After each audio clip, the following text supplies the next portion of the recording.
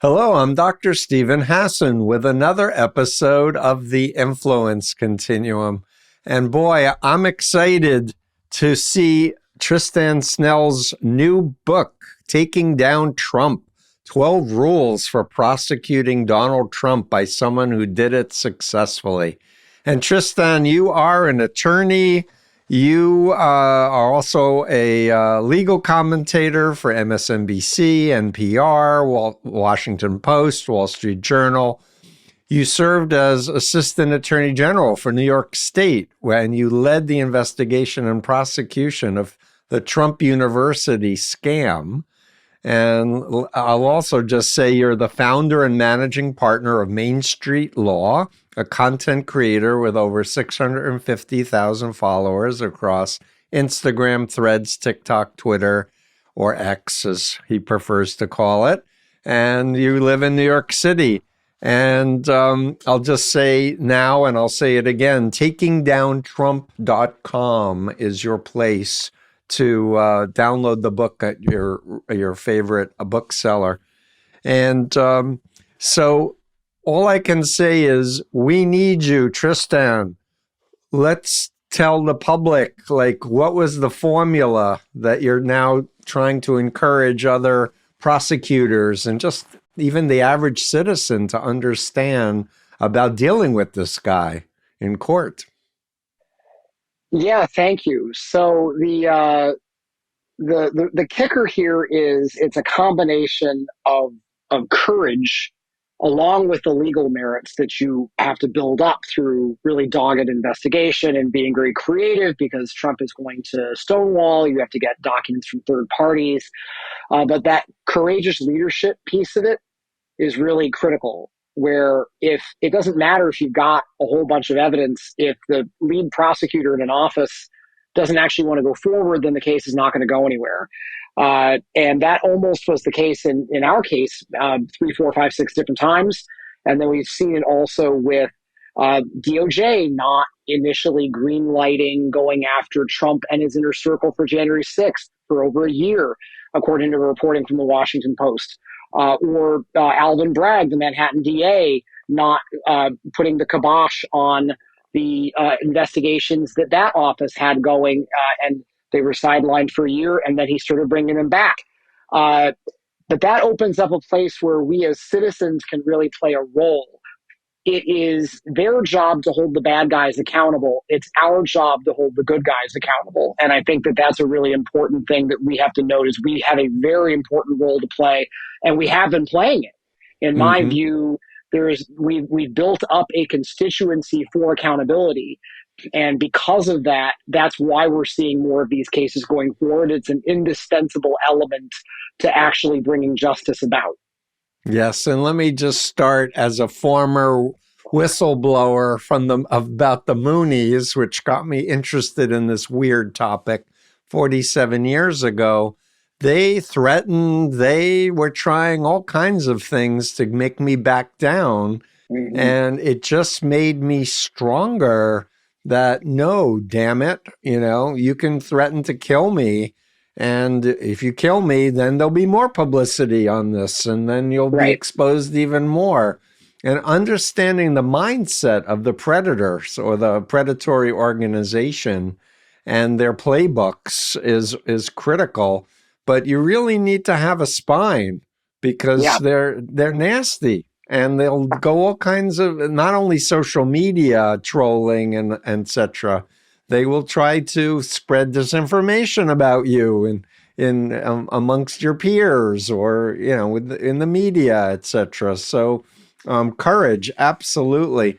How'd you do it? Like what about Tristan Snell said, no, damn it, I'm doing this? Well, it wasn't just me, for one thing, which was obviously critical because if I'd had to go it alone, who knows? But the good news is that I was part of a very devoted team of folks at the AG's office that just would not let this thing die. And that's really the key. We were just really relentless and obsessed with it. And thankfully, some of those people outranked me and had the clout within the office to actually do something about it. My bureau chief, and then her boss, the division chief, and then there's 5 divisions at the AG's office. And then there's one first deputy AG that's sort of the second, the number 2 lawyer in the office.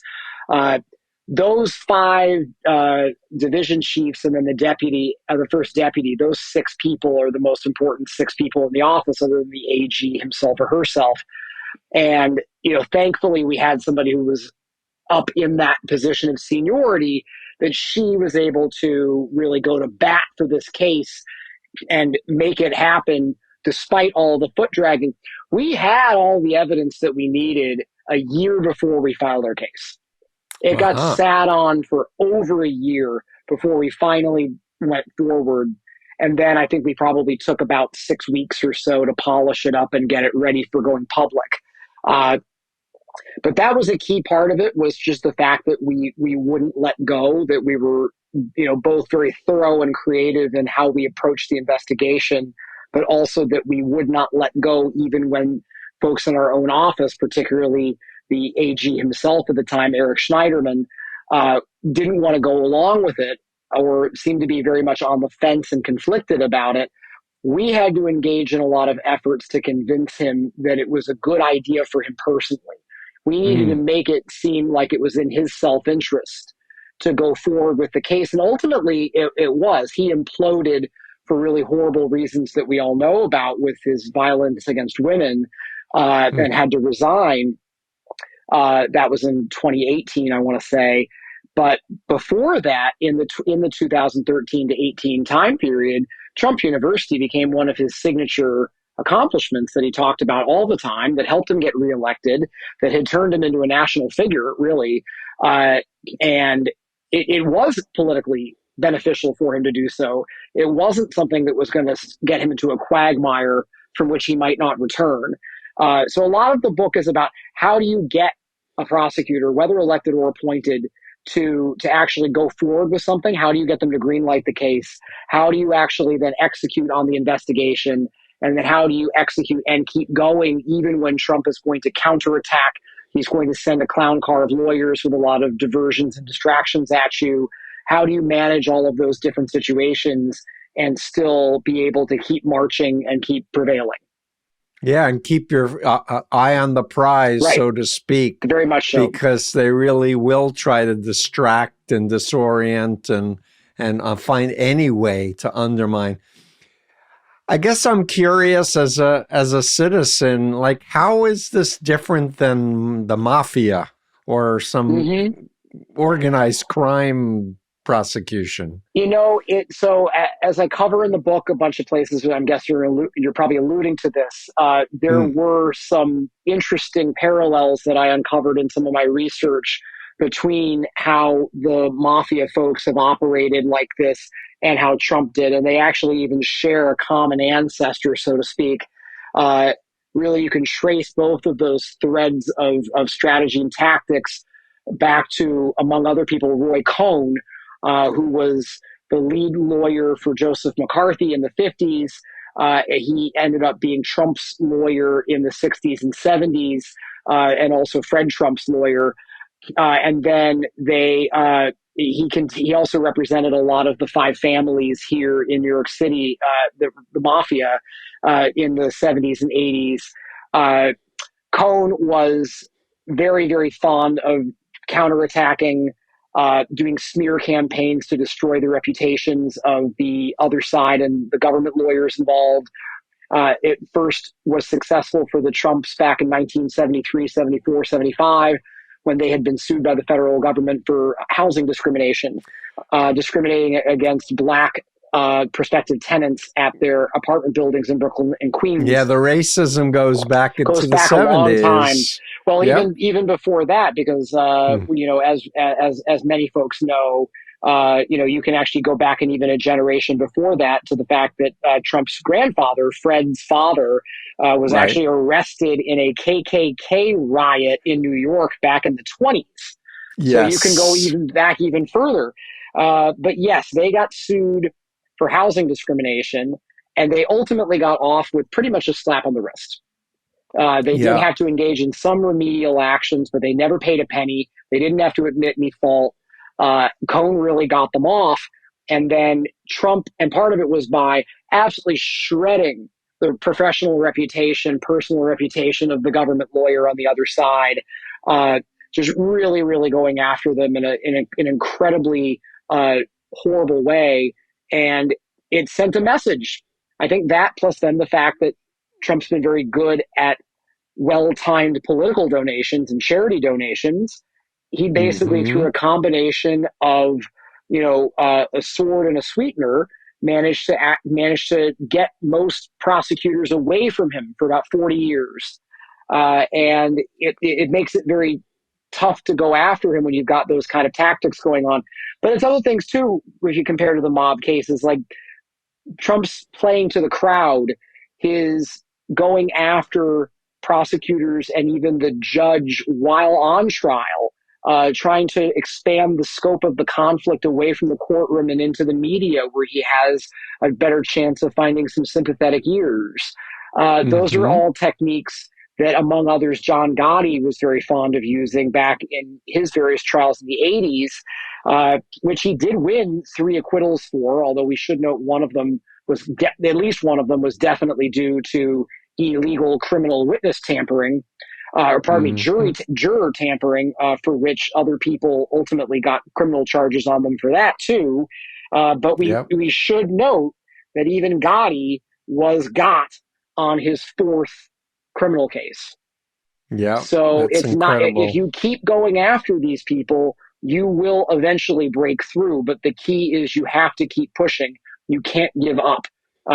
No matter how many times it seems like they get away with things, if you use that as a self justification to not go after them, or to stop, or to pull up short and take some sort of settlement, or some sort of slap on the wrist as a good enough outcome, then you will never actually get there. They will win. You're basically you're letting these tactics and strategies prevail if you give in to them like that.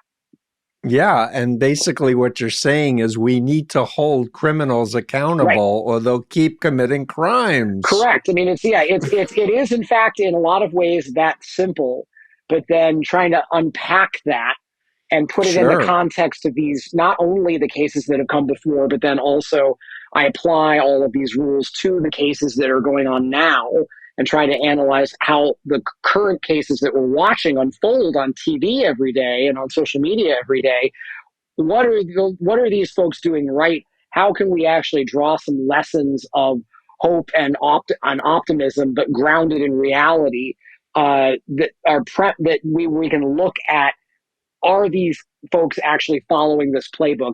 Have we actually come to a place where we now have a playbook that works against Mm. this kind of figure?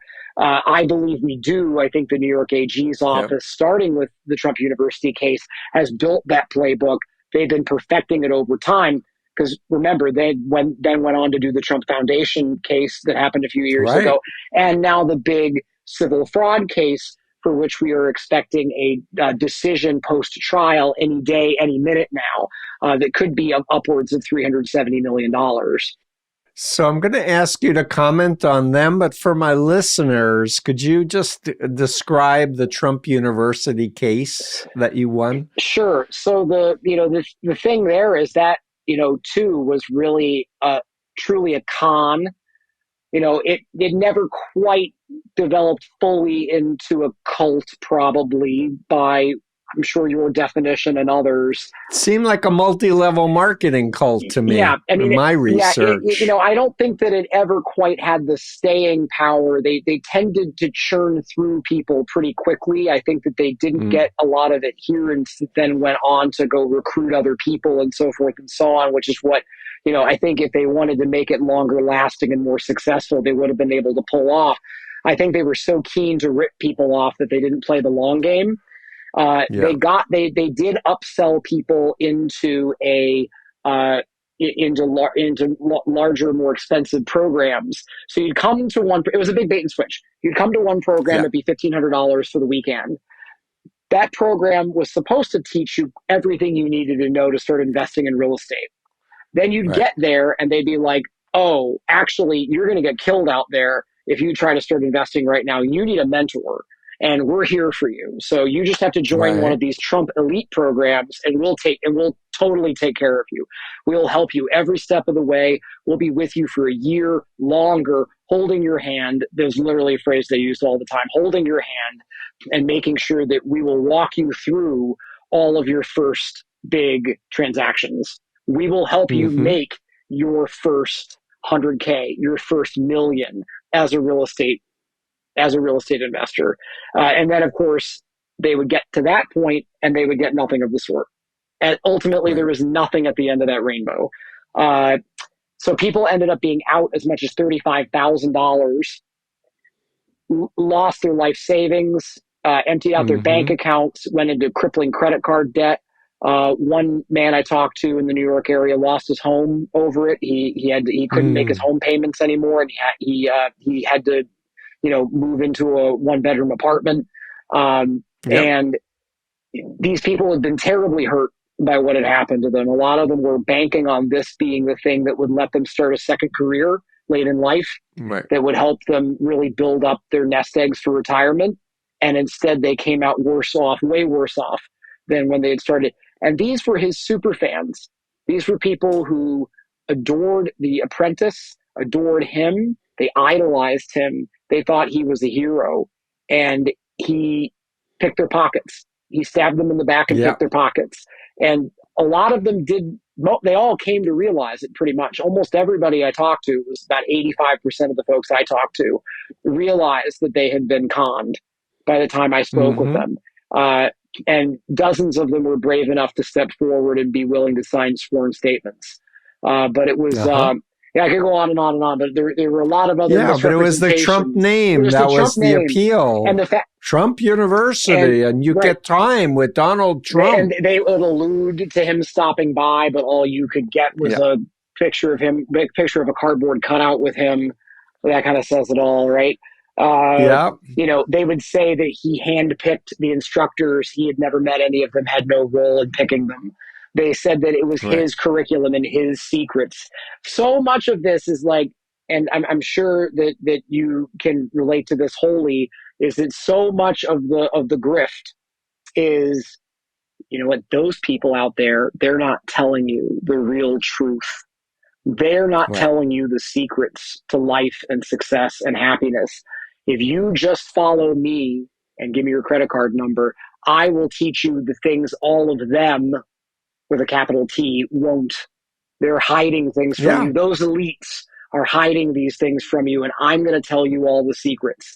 So that's the game that they were playing, 100%. And he keeps And he keeps playing playing that it. game. And he keeps playing it. He's grifting Yeah. people on and on and Yep. on, and they're paying for. My understanding is they're donating to his legal defenses. Effectively, some of the people maybe realize that, and I think a lot of people don't realize that that's really what they're donating to. It's not for him to keep America great or to make America great again, or to be the champion of their beliefs and their interests and their identities. It's to line his own pocket, to save his own skin for things that he screwed up. He's not in it for America. He's not in it for the conservative movement. He's not in it for Christianity. He's in it for himself. 125%. Yep. There's no doubt. And eventually, I think more and more people are going to come to realize that. It is just taking Right. a heartbreakingly long amount of time for this to happen. And yes, they are continuing. But he's running the same. He's running the same scams. He sent a text message to his followers a week ago that said that Donald Trump wants to meet you. Give $10 now to win a trip to Mar-a-Lago. Not for a chance to win a trip to Mar-a-Lago, which by law is the thing that they should have said. But Yep. but there's probably a lot of people there that were thinking like, I'm going to go. I'm going to get to go. I gave him $10. Where's my Right. ticket? I'm going to get to see him. Right. And Right. and they're not Yeah. going to get It's to. wishful Yeah, thinking. it's just Wishful it's so thinking and sad. projection. Yeah. So I did chapter 3 of The Cult of Trump on the stereotypical profile of cult leaders, Tristan, which is malignant narcissism. And I compared him with Jim Jones, Sun Myung Moon of my former cult, and Hubbard of Scientology. And the parallels are completely there. You know, self-interest, self-interest, lack of empathy, but then the thinking they're above the law, pathological lying, sadistic, paranoid, threatening. Yeah. There's a whole laundry list of characteristics, which is part of my work, trying to educate Yep. people. Hey, you want to protect yourself from a cult or Right. or a grift? Know these Yep. characteristics and watch the behavior. Don't listen to the words. Watch the behavior and such. So I want to just come back to your wonderful new book.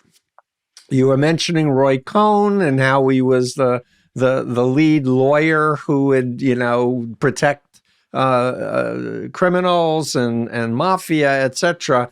And you have a quote at the top from my friend Michael Cohn, who was asked to take over for Roy Cohn's role and was self-professedly now an ex-member of the cult of Trump. He got bewitched, he said, by the awe factor of being with this image that was largely built up by Mark Burnett. Yes. That a lot of people don't realize, of the Seven Mountain Dominionist Christian, ilk that's part of the cult of Trump that I describe. Into this, Trump was this fabulous billionaire, successful businessman. Not. Yeah. I mean, and the thing is that even the people that I interviewed, and I interviewed over 100 victims for our case. It was actually the very first thing I did when I started the case, as I talk about in the book, because at first we actually weren't sure. This was not some sort of preconceived notion that we were out to get him. We started off with a blank slate, and when I first started at the office, we weren't sure whether there was a case or not. My first job was to go find out whether there was. And it was a great job to give the new guy, because it was going to be time consuming and laborious and possibly very boring and possibly a dead end. And when I first got it, I was like, oh, God, this is going to be terrible. I got to make all these phone calls. And I just locked myself in my office and I wasn't sure what to expect. And I was procrastinating a lot. It was like, okay, I'm going to make a call and then I'm going to go check my fantasy football team again. I'm going to make another call and then I'm going to see if I can find a new running back off the waiver wire. And then I started actually getting these people to call me back, because I was leaving a lot of voicemails at first. I started talking to them, and the tears and the mortification, the embarrassment. Yep. How could I have been so fooled? How could I have been so stupid? I can't believe I fell for this. But I'll tell you something that's interesting here about what you were just talking about with Burnett and everything, is that even after these people realized that they'd been conned, they'd been scammed, they'd been ripped off, their words, by the way, not mine.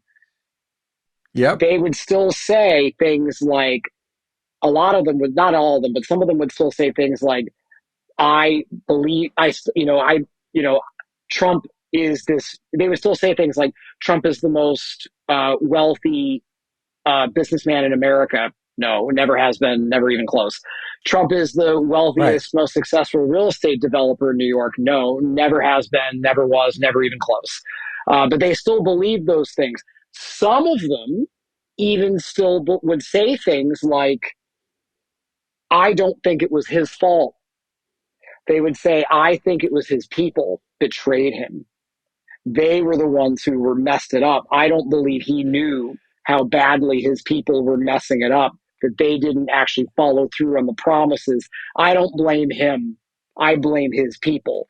They were terrible. This is fascinating. And I just need to tell you, and a lot of my listeners are former cult members. This is the cult leader playbook leftovers and true believers who have never gotten the counseling on the understanding mind control and how these beliefs were installed in their head, and they have yet to take the effort to compare the dots with Jim Jones. Let's unpack what are the parallels, and let's go back to the truth claims, that he was God on earth while he's having sex with women and men and putting kids in pits with phony, rattlesnake ropes in the middle of the night. It's horrible stuff. But why I'm making a thing about this right now is we have an election. He's presumably the GOP nominee, and there's more and more people starting to question whether they should follow Trump. They have these doubts. They come up, but then maybe they're surrounded, or they're still listening to social Mm-hmm. media, or they're listening to their pastor or whatever. So they keep not taking that leap to like call the attorney general's office, tell your Right. story, unpack it, talk to other ex-members, because there are ex-members of the cult of Trump that are now That's speaking right. out. Yeah, I think that the kicker was a lot of these people. This was back in 2011. Uh, there had been some news stories about claims of fraud. There had been a class action lawsuit filed.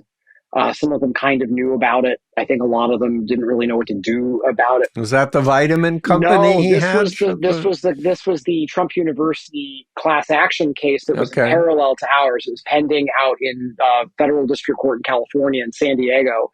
That was, by the way, the I see. case that yielded the infamous "that Mexican judge" uh, comment from Trump. Oh, I remember that. Where Judge Alfonso Curiel in San Diego, and uh, that case was settled along with ours as a global settlement for the $25 million that we were able to recover for victims. But at any rate, I think at that point it was still early and people didn't realize exactly how bad the scam had been. It had not gotten much media yeah, attention. There had been this class action case, but it didn't get that much coverage. It got a bit, but not a ton.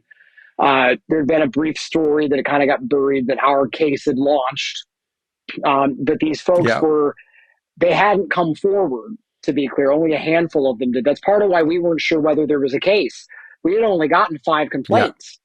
It wasn't because people came Mm, forward, it's because I went and called them because my bosses told me, hey, start calling people. I think they thought I was going to call. I was originally supposed to call maybe 30 people. I think they were thinking I could call a few dozen people. But I got so obsessed with this once I started talking to these people, I couldn't stop. I kept going. I kept good going. I for kept you. going. And I had gotten to about like 60 some. And I had like 63 or something like that. And I'm sitting there being like, if I'm going to write up a report on this and then be able to score them and figure out like, okay, X percentage did this, did that, whatever. I don't really feel like dividing by 63. So maybe I'll just go to 100. So I just Good kept for going. I you. couldn't stop. So I sat in my office for my new colleagues didn't know. They were like, "Who's the new guy? We never see him." I was in my office with the door shut all day, every day. Uh, you know, just making phone calls, and I did that for like my first 6 weeks at the office. I did hardly anything else. I Hmm. had one other case I was working on that I did a little bit of work on, but that was it. Like people were like, "What's he doing? He's just locked in his office all day." Uh, but I came out with this report and then we went to the executive office and presented it. And then it was like, oh, there really is something here. This is horrible. Just the details that I had uncovered and the consistency Right. among different people's uh, stories about it. But the kicker is that I think that it took more time. People definitely knew more about what had gone wrong by the time we talked to them again in 2013. I imagine they had very different views on it today. And to your point about the election, I do believe that bit by bit by bit by bit, that there's going to be people that fall out of the cult.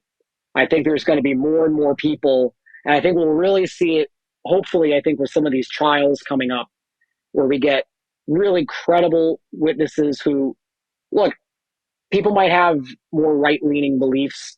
I don't agree with them, but that's fine. But they're going to have a lot of people up there on the witness stand who are total conservatives, lifelong. They're not changing. These are not. No one's going to think that Mike Pence is a liberal. No one's going to think Mark Meadows is a liberal. Uh, and they're going to be Hmm. getting up there and giving these credible, detailed accounts of their participation in these plots and conspiracies, and what Donald Trump ordered them to do. Uh, and Yep. I think that when people hear all of these details, I do believe there's going to be, it's not going to all of a sudden be, oh, the whole thing collapsed all at one blow. No, it's going to be, I think we're going to see another sliver, another sliver, another sliver of folks in that camp pull the cord and say, you know what, this is my stop. I'm out. I supported him all Yeah. this way. I voted for him in 16. I voted for him in 20. I have the flag. I have the bumper sticker. I have the hat. But this is too much. He betrayed the country, and I care more about the country than I do about him. He was in it for himself, and I hope that that's the realization that more and more people get to. Is look, I like if people want to keep the right wing belief set as flawed as I think it is, go ahead and keep that. But like, let's at least drop the cult leader, like, sort of fascist leader part of this, cult of personality. We got to drop that part. Okay. Just go Mm. fine. Then after that, you can support, I don't know, Pence or, you know, whoever. I don't pick somebody. I don't really care who it is, but pick somebody else who's not a fascist cult leader.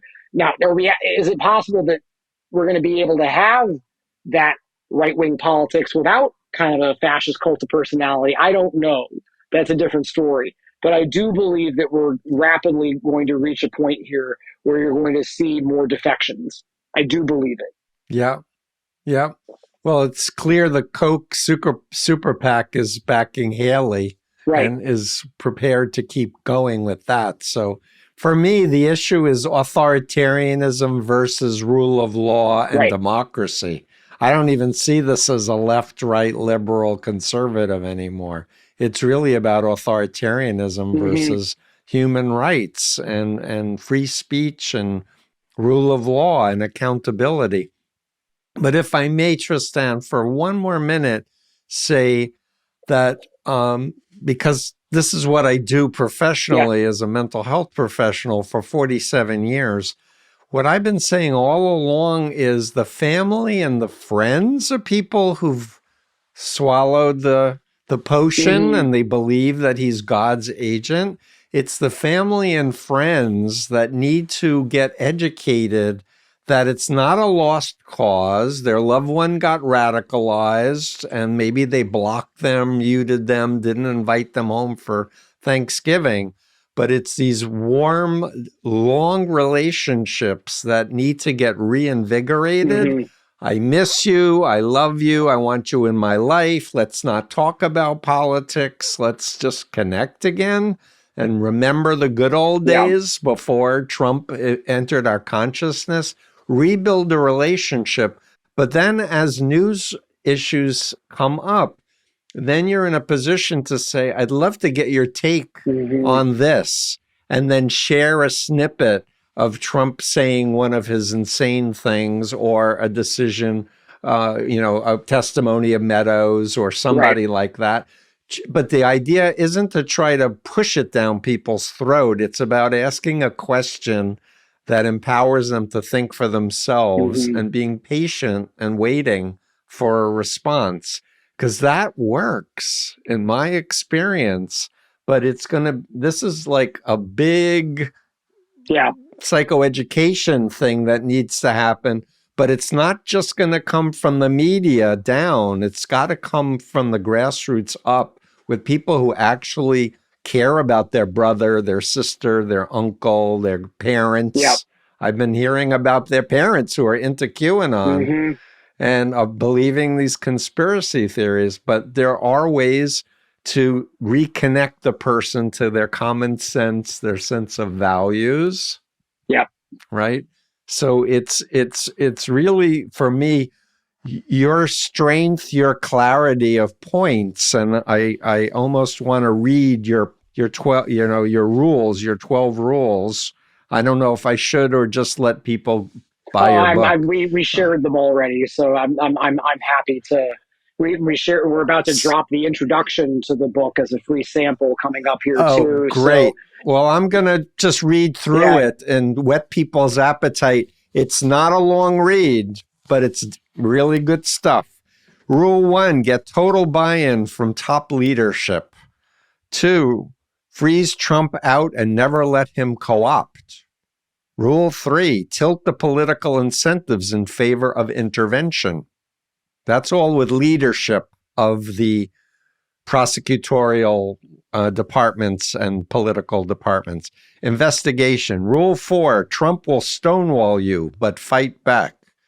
Rule 5, former vendors are potential allies.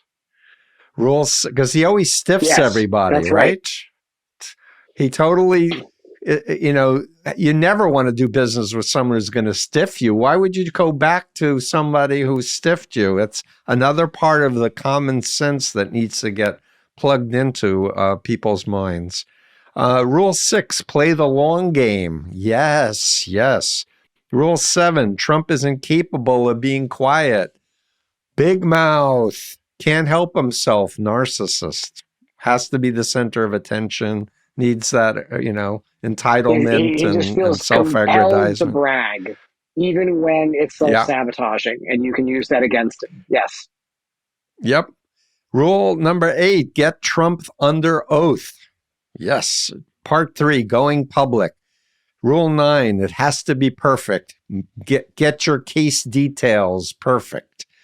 Rule 10, focus on the signal, not the noise. Say something about that. So that's all about, and by the way, each of those is sort of the truncated rule, and then the full rule is there as you go into the text. Each rule is a chapter. Each Yeah, chapter is a rule. Uh, yeah, so yeah, that one there is, it's about the signal and the noise. It's about Trump having his clown car full of lawyers pull up, and the circus pops out. It's like, oh, look at all these shiny objects. Oh, look at over here. Look at over here. Oh, there's an elephant. Oh, there's a giraffe. Like, they're going to come out and come up with all of these other points and quasi arguments and facts that don't matter, and accusations and so forth and so on. Anything but what the case is actually about. And they're going to right. file these huge briefs with all of this extraneous material that is totally irrelevant. And you can't go. Lawyers get trained, and I think a lot of professionals get trained to rebut every single argument that comes along.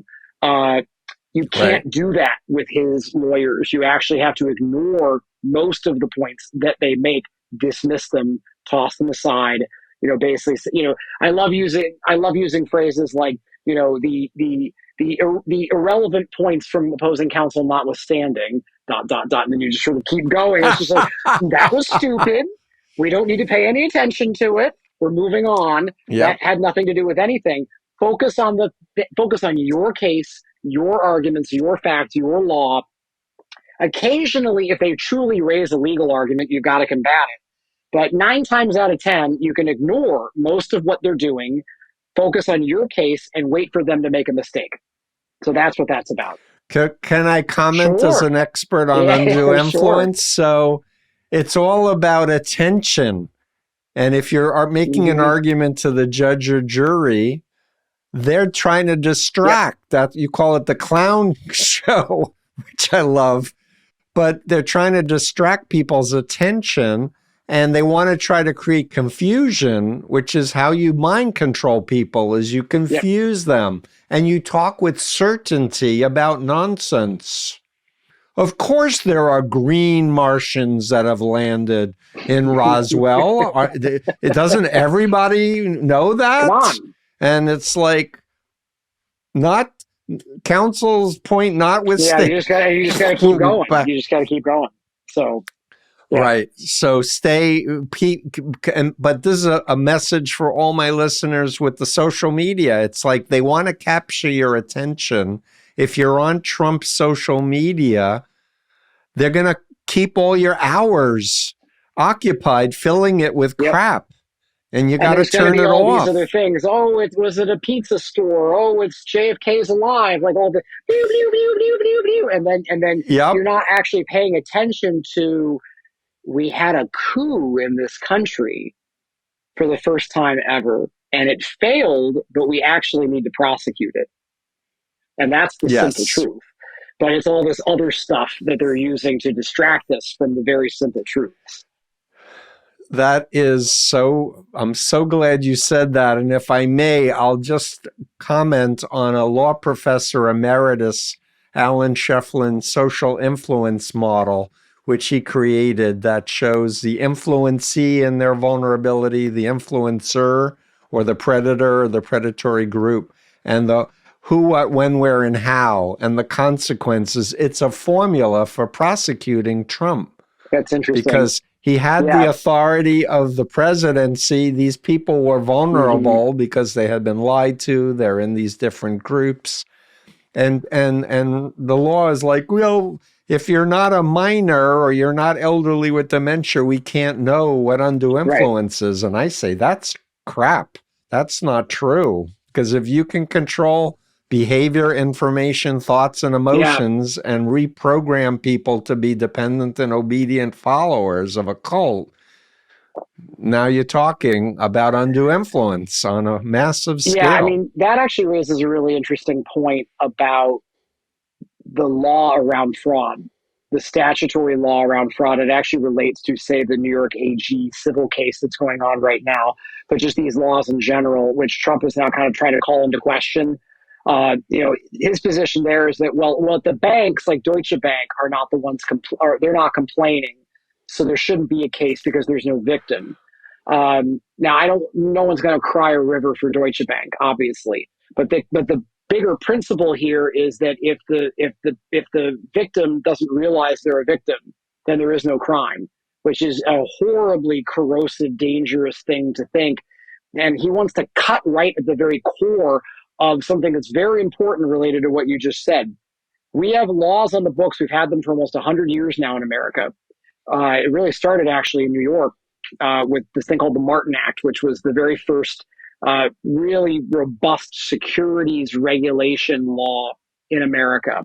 And then the law that we are prosecuting today, Trump for with the civil fraud, and we also used against him in the Trump University case, is based on the Martin Act. But it's the standard that says, hey, I'll just, if you indulge me just a minute, Sure. the old law Fascinating. on fraud, what's called common law fraud, requires the defrauded party to show that they were reasonable in relying upon the misrepresentation, i.e., it's basically a caveat emptor standard. It's like, look, if you were an idiot, the law is effectively saying to you paternalistically, if it's blaming the victim, it's basically saying, look, it's your fault that you Right. believed the lie.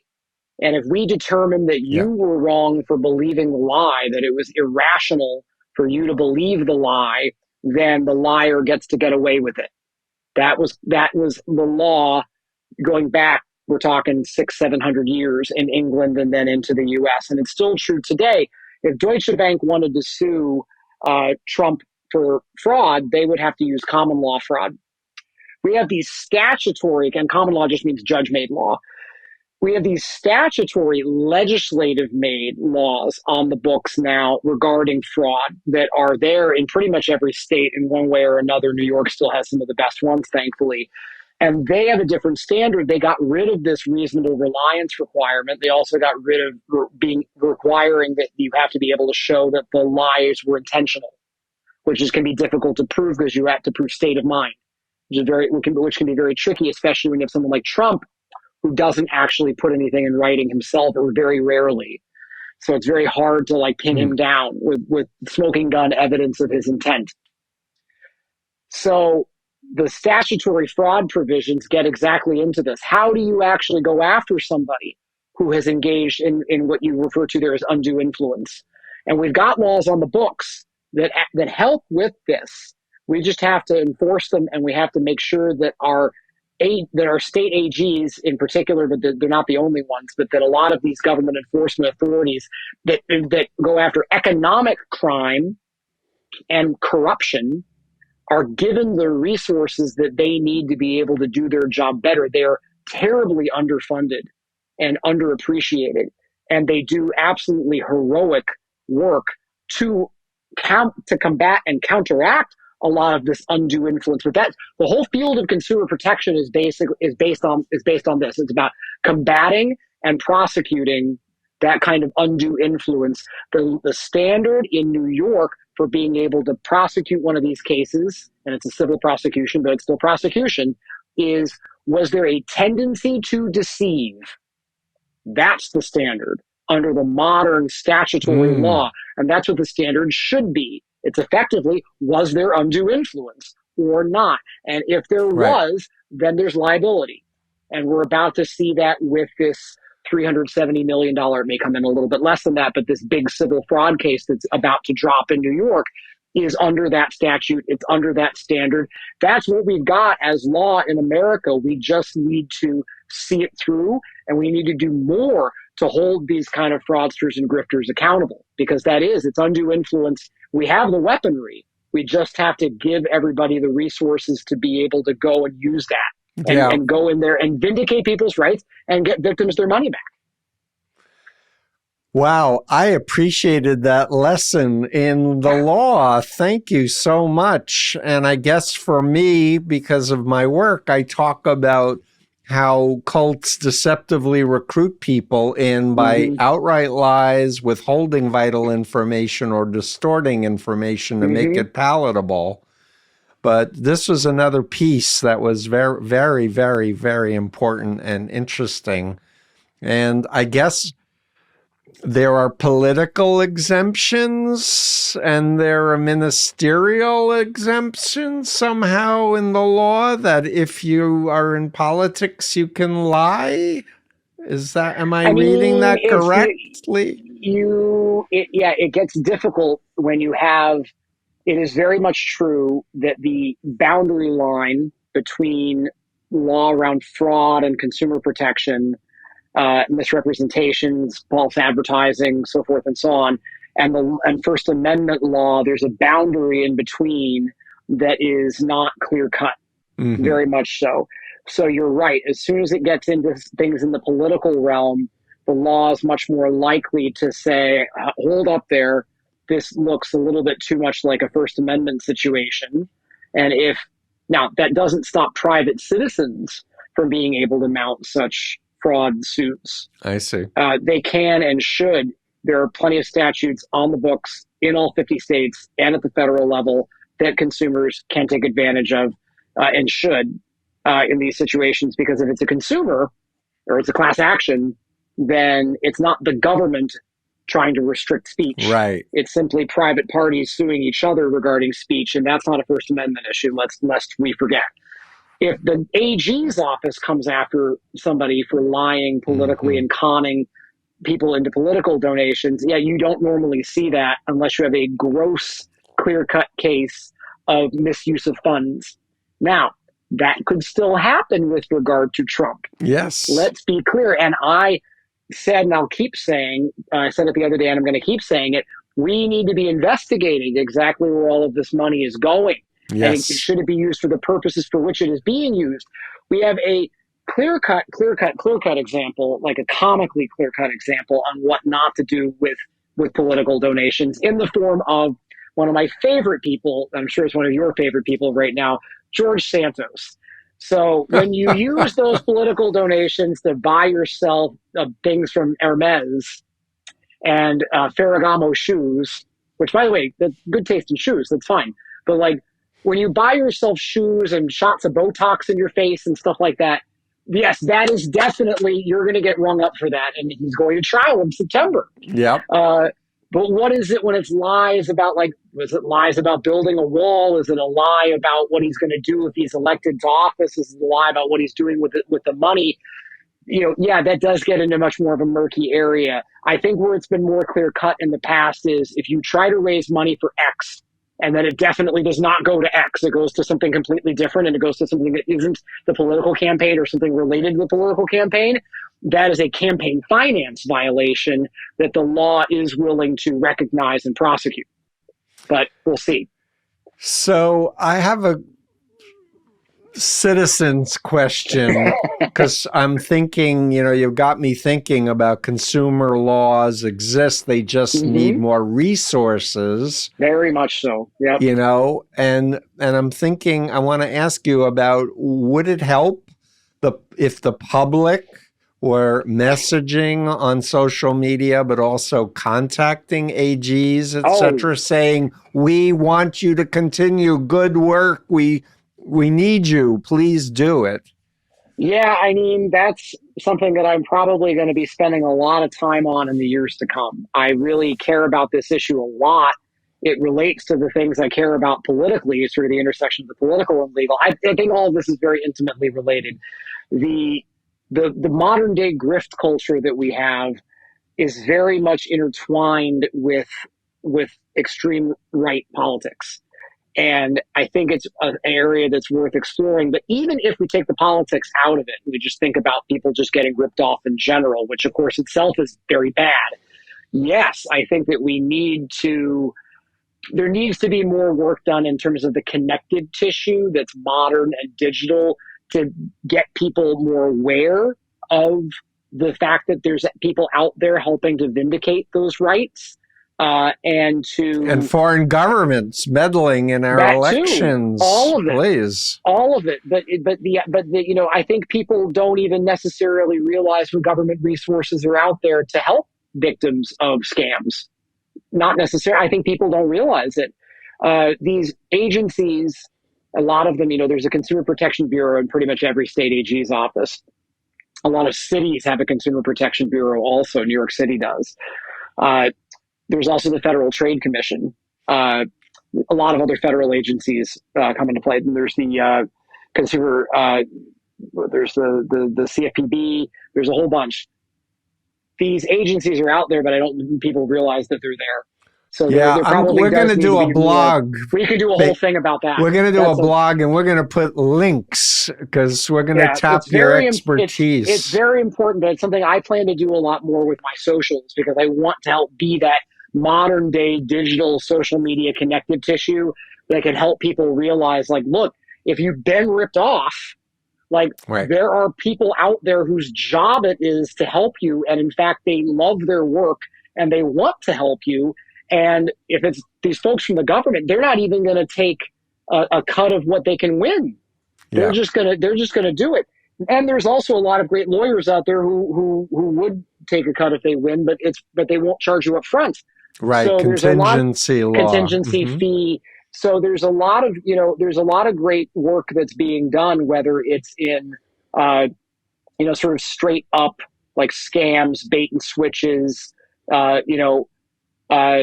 predatory practices in lending or bill collection, data privacy issues. That's a big one. Huge. There's a lot of issues out there, or that have to do with faulty products or false advertising. There's all sorts of things like that people actually can realize there are people out there. There's places where you can turn to actually get help, and we don't just have to wait for so-and-so's complaint on Twitter to go viral. I helped one person who had a very bad situation with Airbnb.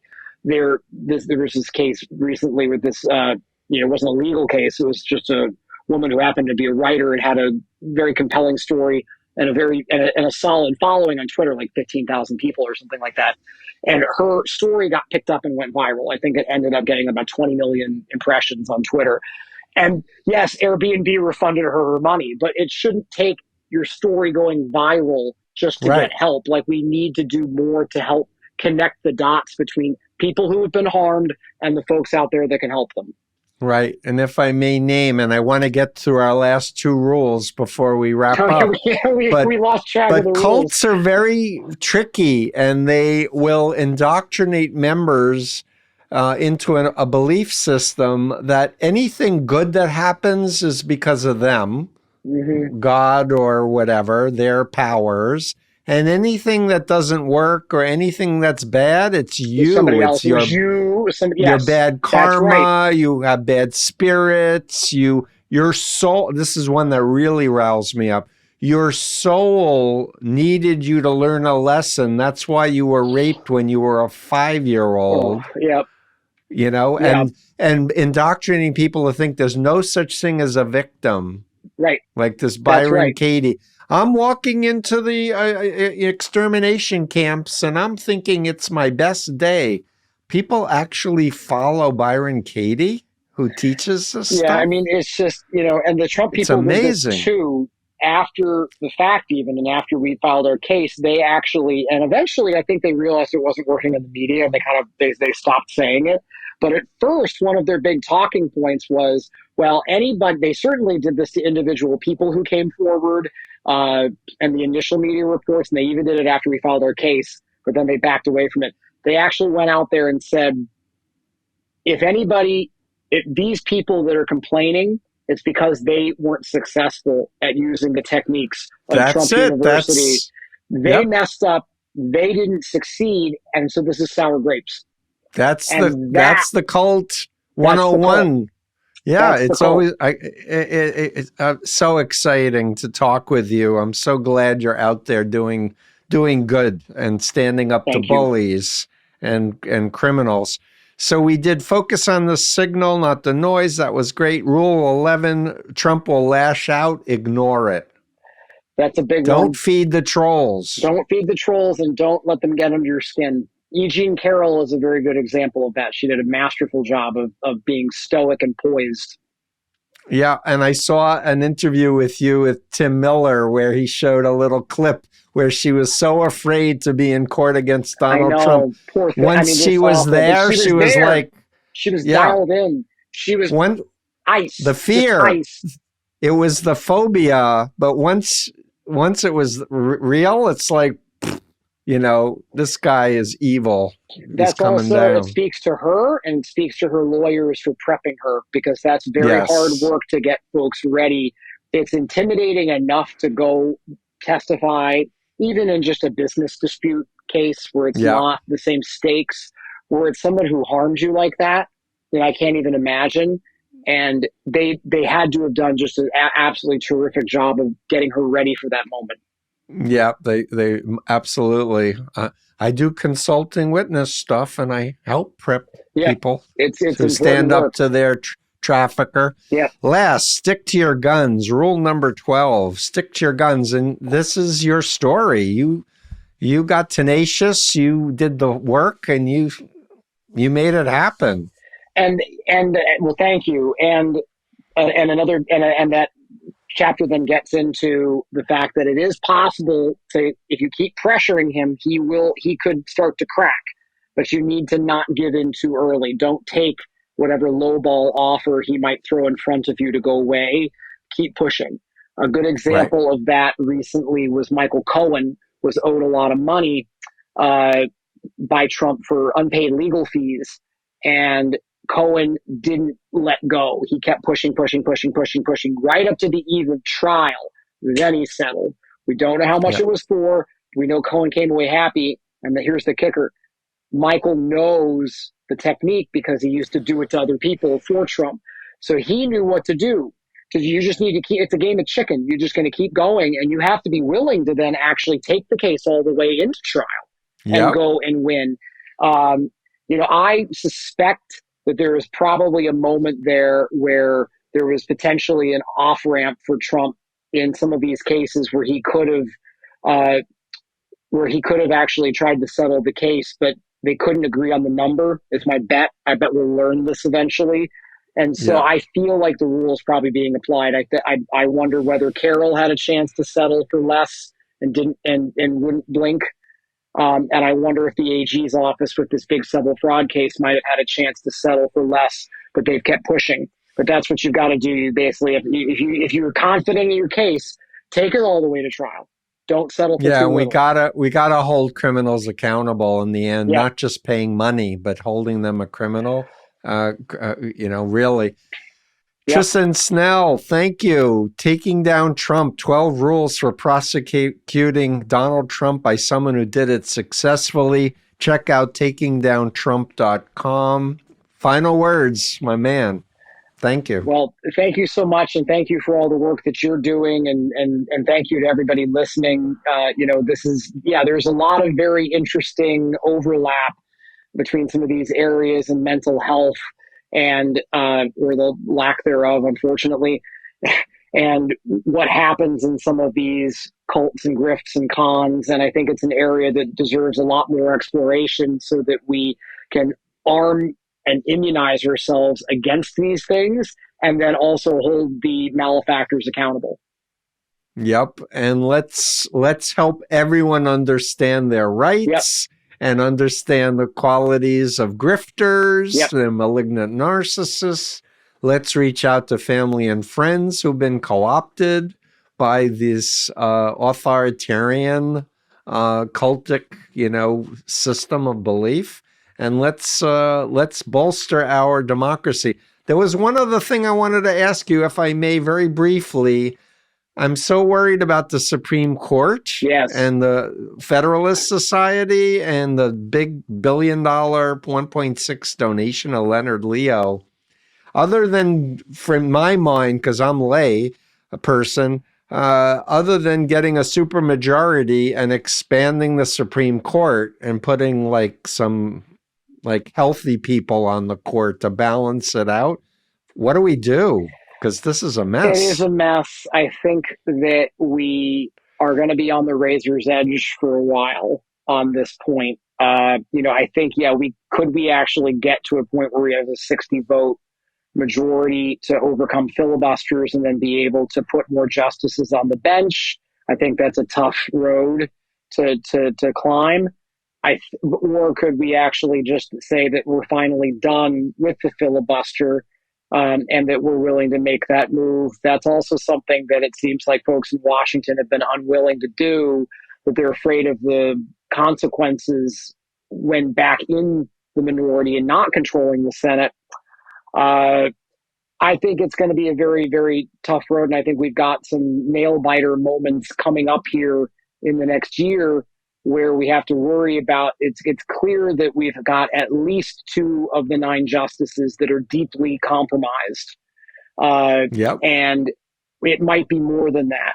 And we're just going to have to hope that they aren't able to summon majorities to be able to do some things that we would have otherwise thought unthinkable, and to actually hold Trump and his cronies to be above the law, because that would be possibly the beginning of the end of our whole system of government and justice. Yeah. So we have to hang tight. I wish there were more that we could do on that front. Although I will say one thing, I do think the one thing that isn't being done that should be done is we need the Senate Judiciary Committee to step up and actually launch a more robust investigation of some of this corruption. They've started to do so, but I really wish that they would really come in a more fulsome way. They need to move faster. I think they need to be more assertive and really get to the bottom of this. People deserve to know what has happened Yes. here. How, like, these justices, how many free trips have they gone on? How much have they not reported? Who has given them money and why? And who are these people? We know that we're going to have some of this potentially happening, but I just don't think they've done enough. And I think that there needs to be much more of an investigation. Journalists have already done their part. All these pieces in ProPublica have been wonderful, but we need to get to a point where government authorities are really looking into this. That would be a start. Is that actually going to get any of them off the court? I don't know, but let's start by finding out the facts and getting to the bottom of this and shining a very bright light. That's where we need to start. And we need to stand up and insist that our senators go and do so. Great. Thank you so much, Tristan Snell. Pick up the book, follow him on social media. We'll do a blog. We'll put your links in there. And thank you for your good work. Thank you, Stephen. Anytime. Steve Hassan here. You know, it's been decades since my family rescued me from the Moonies. I've been at this for over 47 years. The need has never been greater. If you're able, please consider hitting the super thanks button below, and it'll help us to do better. Every penny will help us toward our goal of educating the planet about undue influence. Remember, it's your mind, only you should control it.